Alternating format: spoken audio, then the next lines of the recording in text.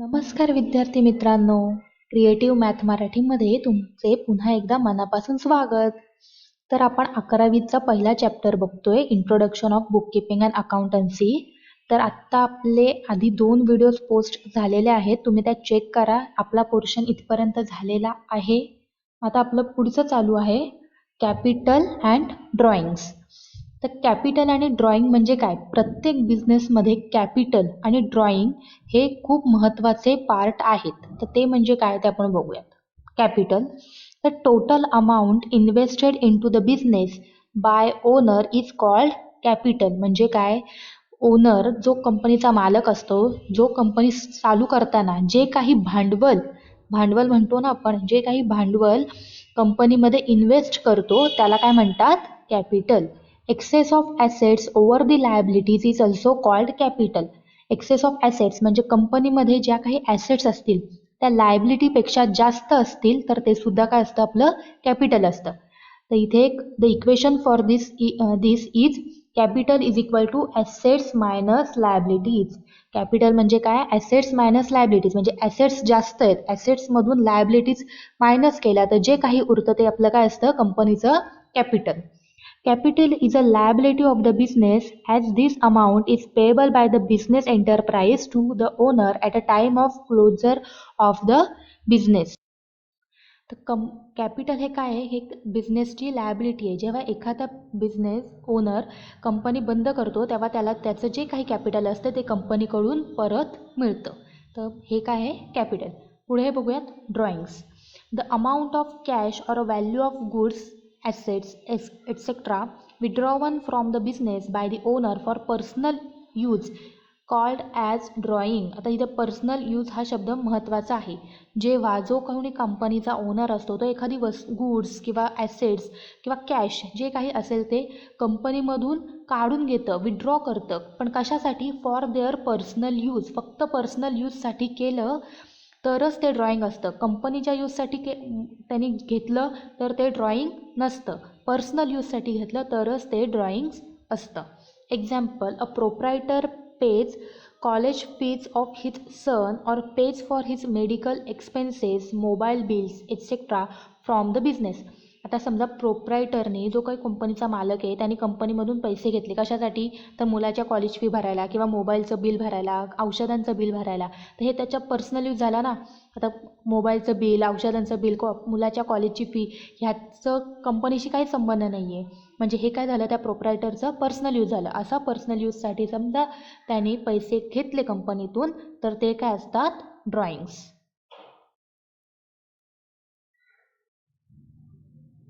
पुढे बघूयात debtors and creditors. Debtors, a person who has to pay to the business for getting goods and services on credit is known as debtor. A debtor is a person हू ओज मनी to the business. हां, तर आपण एखाद्याला समजा goods sale केले आणि त्याने आपल्याला त्यावेळेस पैसे दिले नाहीत, पण पैसे येणार आहेत आपल्याला, तर ती व्यक्ती कोण असते? डेटर्स असते. डेटर इज अ पर्सन हू ओज मनी टू द बिझनेस. त्याला बिझनेसला पैसे द्यायचे असतात. आता सेकंड बघूयात creditors. Creditors, a person to whom business has to pay for getting goods on credit is known as creditor. A creditor is a person to whom business owes money.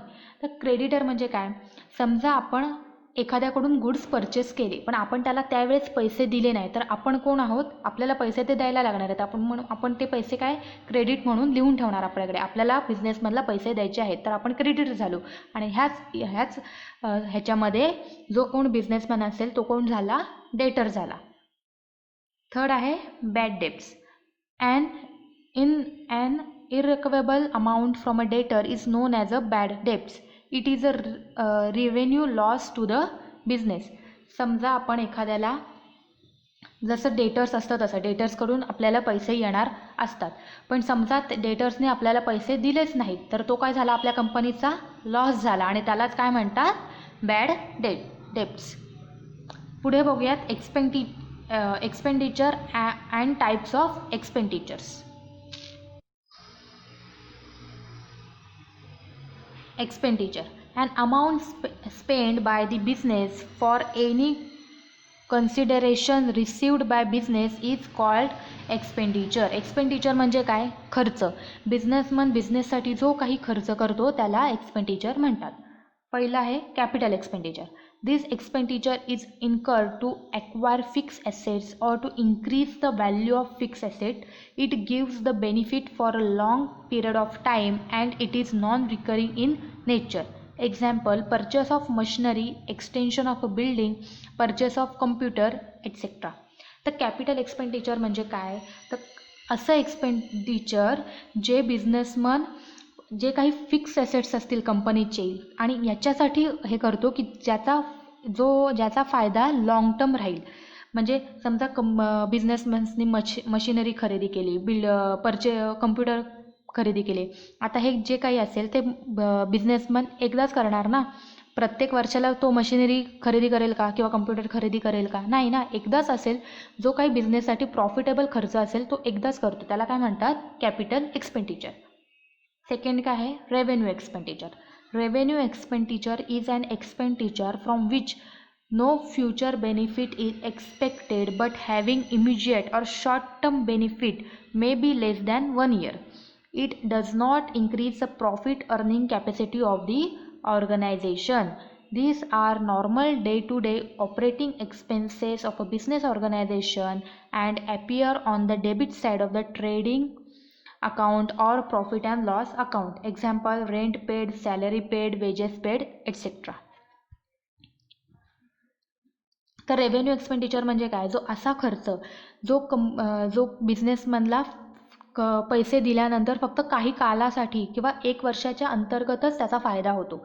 जशी काय लोकांची salary असेल, एखाद्या rent पे केला, जागेचा rent असू दे की आत्ता मी पे करतो पण ह्याचा फायदा मला थोड्याच दिवसासाठी होणार आहे. किंवा लोकांची सॅलरी म्हणजे जो एखाद्या व्यक्ती समजा 1 महिनाभरच काम केलं, त्याला 1 महिन्याभरच काम करण्यासाठी त्याला सॅलरी दिली, तर हा काय झाला? कंपनीचा रेव्हेन्यू एक्सपेंडिचर. पुढे आहे deferred revenue expenditure. An expenditure which is basically revenue in nature but benefit of which is not exhausted within 1 year is called as deferred revenue expenditure. Such expenditure is a return off over number of years. Such return off amount is shown on debit side of profit and loss account and underwrite amount is shown on asset side of a balance sheet. Example, heavy expenditure on advertising, heavy legal expenses, etc. तर deferred revenue expenditure म्हणजे काय? तो basically तो revenue एक्सपेंडिचरच असतो पण त्याचा जो काही फायदा आहे तो 1 वर्षामध्येच न संपता जास्त पण चालू शकतो आणि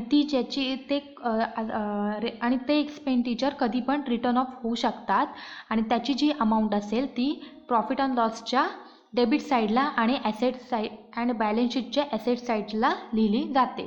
आणि एक्झाम्पल्स आहेत heavy expenditure on advertising, heavy legal expenses.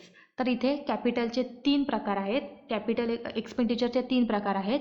Capital expenditure, revenue expenditure आणि डेफर्ड रेव्हेन्यू एक्सपेंडिचर. हे तुम्हाला फरकमध्ये पण येऊ शकतात 1, 2, 4 मार्काला. आता कॅपिटल म्हणजे लॉंग टाईमसाठी, रेव्हेन्यू म्हणजे शॉर्ट टाईमसाठी. ओके. पुढे बघूयात cash discount and trade discount. Discount is a concession or allowance give by the seller to purchaser. There are 2 types of discount. Discount म्हणजे काय? Concession or allowance. समजा आता आपण एखादी दुकानात वगैरे गेलो, समजा आपण एखादे कपडे घ्यायला गेलो, तर आपण समजा एखाद्या जो काही शर्ट वगैरे असेल 500 रुपयाला असेल, आपण दुकानदाराला बोलतो ना की 450ला द्या वगैरे. मग जे काही 50 रुपीज जे काही दुकानदार आपल्यासाठी कमी करतो, काय करतो ते? कन्सेशन देतो आपल्याला. जे काही 50 रुपयाचं ते काय असतं? डिस्काउंट. पहिला आहे trade discount. It is an allowance given on a catalog price or a list price of goods. This discount is allowed at a time of purchase, sales of goods. Value of goods purchased or sold recorded in net value payable, that is after deduction of the amount of a trade discount allowed allowed. If goods of rupees 1000 and sold at 5% trade discount, the value of good that will be recorded will be 950 both by the purchaser and seller and not 1000. Hence trade discount not appear in the books of accounts separately. This is a very important line for you. हे लक्षात ठेवा.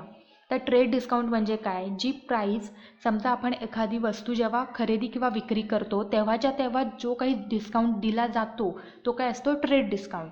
समजा आता इथे example काय दिलं आहे, 1000चं जे काही तुम्ही वस्तू खरेदी केली, तुम्ही तेव्हाच्या तेव्हा त्याच्यावर 5% ट्रेड डिस्काउंट घेतला, म्हणजे ती वस्तू कितीला पडली तुम्हाला, 950 रुपयाला. पण ती 950 अमाऊंटच परचेसर आणि सेलर दोघांसाठी तीच अमाऊंट बुक्स ऑफ अकाउंट्समध्ये लिहिली जाते आणि 1000 अमाऊंट लिहिली जात नाही. समजला, 950च लिहिली जाते. त्यामुळे जो काही ट्रेड डिस्काउंट असतो तो वेगळा बुक्स ऑफ अकाउंट्समध्ये लिहिला जात नाही. ओके. सेकंड आहे cash discount. It is the amount deducted from the final amount due at the time of receipts. It is the concession given for encouraging prompt payment. It is given either for the spot payment or for payment within a specific period. Cash discount is calculated after deducting trade discount, since it is a loss to the seller and gain to the buyer. Cash discount appears in the books of accounts. Okay. तर cash discount म्हणजे काय, तर cash discount म्हणजे काय की जेव्हा receipt तयार केली जाते तेव्हा डिस्काउंट जो दिला जातो त्याला कॅश डिस्काउंट म्हणतात. समजा आता वरचंच आपण उदाहरण घेऊ. समजा 950ला ट्रेड डिस्काउंट झालेला आहे, पण आपण रिसिप्ट जेव्हा आपण पैसे देतो तेव्हा बोलतो की नाही अजून 10 रुपये कमी करा किंवा अजून 50 रुपये कमी करा. पण तेव्हा काय होतं की जो काही बिझनेसमॅन असेल त्यांनी ऑलरेडी 950ला ट्रेड डिस्काउंट आपल्याला दिलेला असतो. त्यामुळे वरचा जो कॅश डिस्काउंट देतो तो त्याच्यासाठी काय असतो, लॉस असतो. जो काही 10-20 रुपयाचा असेल तो त्याच्यासाठी लॉस असतो आणि आपल्यासाठी प्रॉफिट असतो. आणि कॅश डिस्काउंट कधी पण ट्रेड डिस्काउंट दिल्यानंतरच डिडक्ट केला जातो आणि कॅश डिस्काउंट हा बुक्स ऑफ अकाउंट्समध्ये याची सेपरेट नोंद केली जाते. ट्रेड डिस्काउंटची नोंद केली जात नाही आणि कॅश डिस्काउंटची नोंद केली जाते. ह्या दोन गोष्टी लक्षात ठेवा. ओके. पुढे बघूयात. Solvent and insolvent. पहिलं आहे solvent. If a person's assets are more than his liabilities or equal to his liabilities, he is called a solvent person. A solvent person is a financially sound and it is a position to pay off all his debts. Solvent म्हणजे काय, असा व्यक्ती की ज्याच्या assets त्याच्या लायबिलिटीजपेक्षा जास्त आहेत किंवा लायबिलिटीज एवढ्याच आहेत.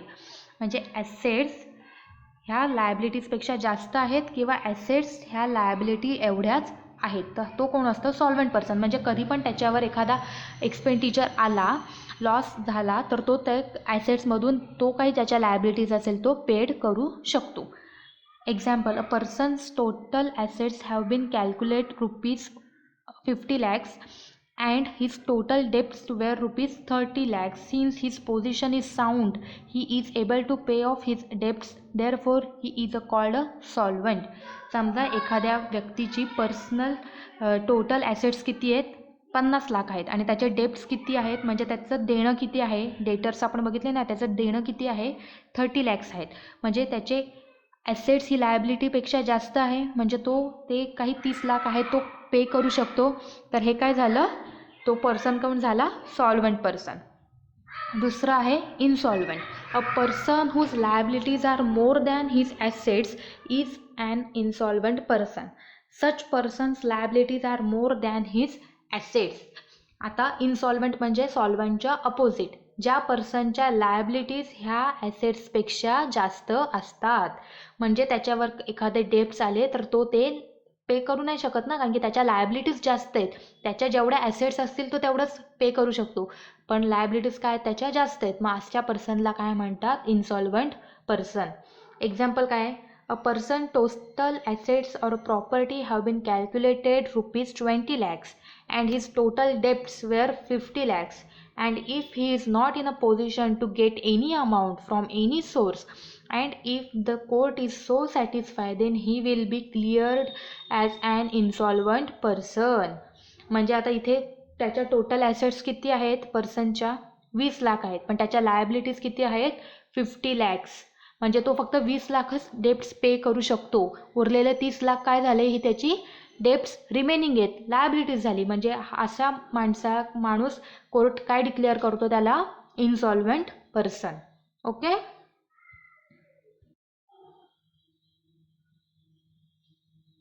आता नेक्स्ट आहे accounting year. It is the period of 12 months for which accounts are maintained and closed by the proprietor. Earlier, the proprietor were following any accounting year, that is calendar year or financial year or any other year as per tradition. But now, for income tax purpose, an accounting year starts on 1st April and ends on 31st March. At the end of the accounting year, a proprietor has to prepare trading account, profit and loss account and balance sheet to find out the financial position of the business. तर accounting year म्हणजे काय, हा 12 महिन्यांचा कालावधी असतो आणि हा कधी स्टार्ट होतो तर 1st एप्रिल आणि संपतो कधी 31st मार्च. पहिले पण कशासाठी की इन्कम टॅक्स जो काही कॅल्क्युलेट करावा लागतो त्यासाठी. पण पहिले कुठलंही अकाउंटिंग इयर चालायचं, कॅलेंडर इयर म्हणजे कुठलंही अकाउंटिंग 12 महिन्यांचा आपण कुठलाही कालावधी हा अकाउंटिंग इयर वापरू शकत होतो. पण आता कसं आहे की 1st एप्रिलला अकाउंटिंग इयर स्टार्ट होतं आणि ते 31st मार्चला संपतं. आणि अकाउंट इयरच्या शेवटला जो कोणी बिझनेसमन असतो त्याला 3 अकाउंट्स तयार करावे लागतात. Trading account, profit and loss account and balance sheet. कशासाठी तर बिझनेसची जी काही फायनान्शियल पोझिशन आहे ती समजून घेण्यासाठी. पुढे आहे trading concern and not for profit concern. Trading concern म्हणजे काय, a business concern establish with an object of earning profit by selling goods is known as trading concern. It is also called as commercial organisation or profit making organisation. तर trading concern म्हणजे काय, जे असा business तो कशासाठी निर्माण केला जातो, तो फक्त प्रॉफिट मिळवण्यासाठी, त्याला काय म्हणतात ट्रेडिंग कन्सर्न. म्हणजे ज्या बिझनेसमधून आपल्याला फक्त प्रॉफिट मिळतो त्या बिझनेस ऑर्गनायझेशनला काय म्हणतात ट्रेडिंग कन्सर्न किंवा कमर्शियल ऑर्गनायझेशन किंवा प्रॉफिट मेकिंग ऑर्गनायझेशन.